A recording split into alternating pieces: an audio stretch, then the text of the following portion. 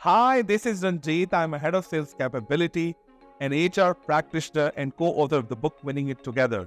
The Ranjit Kumar show में मैं तमाम लोगों का स्वागत करता हूं और आपको पता है कि जैसे हम बहुत सारे HR टॉपिक्स पे बात करते हैं, बहुत सारे ट्रेनिंग एंड डेवलपमेंट पे बात करते हैं, लेकिन आज आपके साथ एक ऐसा टॉपिक लेकर आए हैं जिसपे हमेशा एक इल्जाम है कि वो कॉन्फिडेंशियल है, कॉन्फिडेंशियलिटी पे बात होगी। तो हमने कहा कि क्यों ना ये टॉपिक सबके सामने रखा जाए और उसको डिस्क्लोज किया जाए और हर एक एम्प्लॉय का ये बेसिक राइट बनता है कि मेरा सैलरी स्ट्रक्चर क्या है, मेरा कॉम्पनसेशन बेनिफिट स्ट्रक्चर क्या है और मैं इसको कैसे कैलकुलेट कर सकता हूँ। तो इसके लिए हमने जो दावत दी है उनका नाम है मोहम्मद दानिश साहब।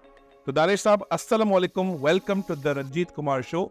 तो सबसे पहले आप अपने बारे में बताइए और आपका एचआर से कैसे ताल्लुक पड़ा वो जरूर जानना चाहिए हमारे सुनने वाले आपको। वालेकुम अस्सलाम, thank you Ranjit and thank you for having me. और एचआर से कैसे ताल्लुक़ पड़ा, बड़ा स्टोरी सबके पास एक होती है लाइफ की सुनाने के लिए और सब कुछ और होता है। फॉर्चुनेटली जो स्टडी किया उसी फील्ड में काम कर रहे हैं पिछले कोई 16-17 years. I have been working in HR since last 17 years and I started my career from a multinational organisation Midas safety.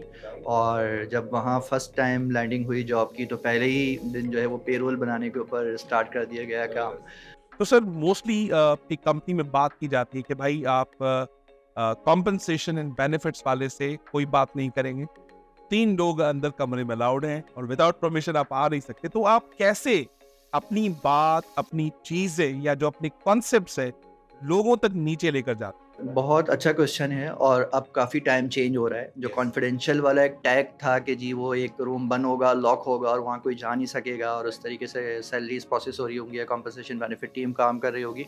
Head of HR बनना है तो सारे डिपार्टमेंट आप सीख लें, लेकिन अगर आपने कॉम्प एंड बैन नहीं सीखा तो शायद हेड ऑफ एचआर तो बन जाएंगे, लेकिन आपके अंदर जो हेड ऑफ एचआर का कंप्लीट वर्जन ऑफ टाइटल है वो तो मिल जाएगा लेकिन एसेंस नहीं मिलेगा। राइटली सेट कि जी अगर आपको हेड ऑफ द एचआर बनना है या आपको टॉप पोजीशन पर जाना है तो you should know all the functions. But comp and ban क्योंकि बैकबोन है, वो इसलिए बैकबोन है कि जब भी कंपनी के अंदर कोई एंटर होता है या कंपनी से एग्जिट होता है तो दोनों का ताल्लुक कॉम्प एंड बैन से लाजमी होता है। तो मतलब यानी कि तमाम एचआर के डिपार्टमेंट्स हैं वो प्री रिक्विजिट हैं और पेरोल और कॉम्प एंड बैन का जो डिपार्टमेंट है वो है इलेक्टिव टू बिकम एचआर।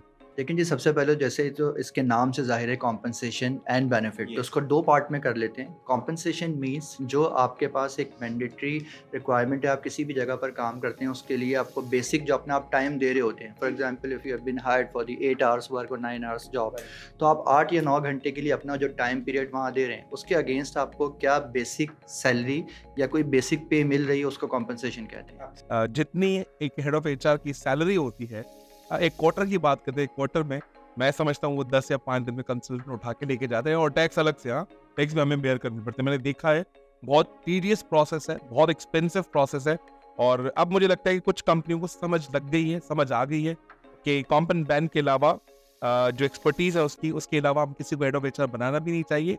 अगर बनाना है तो ये सारी चीजें बेसिक सब प्रीरेक्विजिट्स उनके पास होनी चाहिए। ठीक है।